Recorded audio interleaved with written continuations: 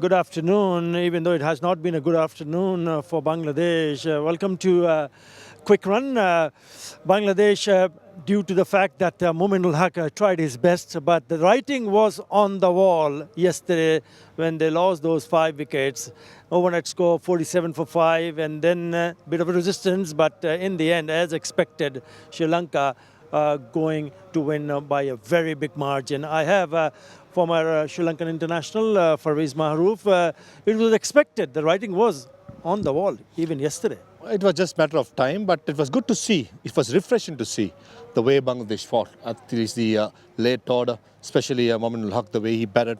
Even Taijul Islam, though he missed out, he showed some gut and determination to stay in the pitch, as well as Shariful Islam, Medius and Miraj. So some positive to be taken today from Bangladesh, but I thought overall in this test match, Sri Lanka has dominated and deservingly winning this test match, but with a huge margin.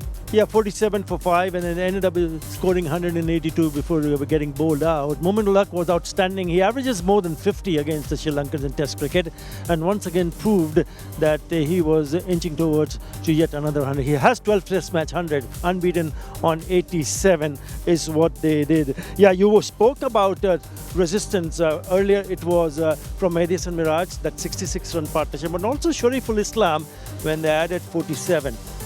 Between Mominul and Sharif. Yeah, showed a lot of determination, both of the late order batsmen, especially Medius and Miraj. And the story is that as soon as you feel like you're in and you can play shots, both the batters perished. That shows the trueness of the pitch. There is something for the bowlers always if you keep in a good length and line for a longer period of time. So I reckon full marks should go to the curator as well for producing a pitch which was very interesting for the last 4 days. Yeah, absolutely. And you see, when you talk about the surface itself, it was not difficult for only Bangladesh top orders. It was also difficult for the Sri Lankan top orders. So people need to realize that Sri Lanka had 2 batters, Dhananjaya De Silva and Kamindu Mendes, who did all the hard work, not only in the first inning, but also in the second innings. Just like what Mominul Haq did in that 4th innings for Bangladesh, because I thought he batted beautifully. He came in when they lost those 2 wickets early on in that second over yesterday.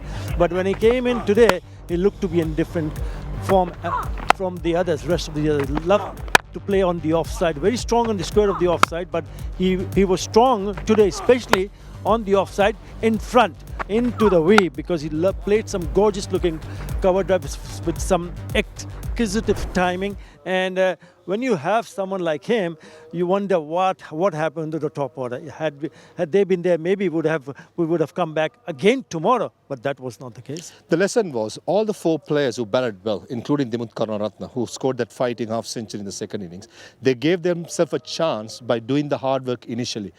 We're playing close to their body, not going fishing outside the off stump, and that made sure they had runs to be made later on. So that's a lesson.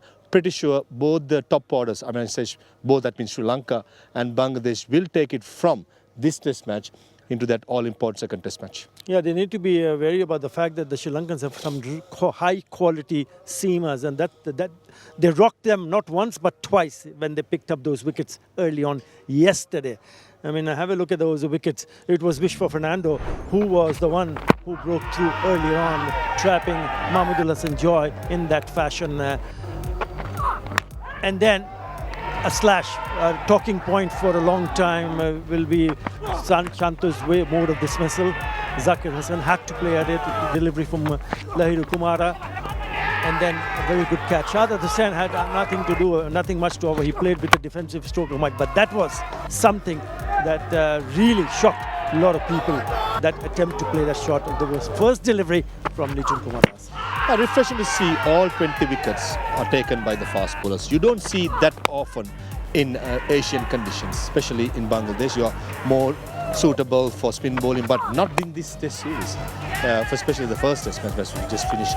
Maybe the second test match we may have a different conditions, but it was good to see all 3 fast bowlers running in, picked up the wickets, and Prabhat Jayasuriya, he did his bit as well by keeping things quiet from one end.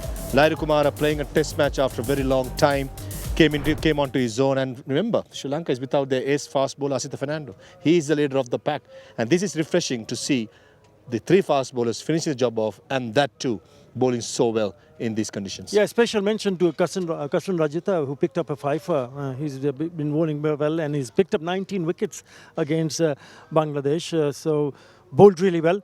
Well, that was it. The big victory for Sri Lanka in this first Test match. But there is still one test to go, and that is in Chattogram when Bangladesh take on Sri Lanka, which is 30th of March, and 9:45 is the start when we'll see you there.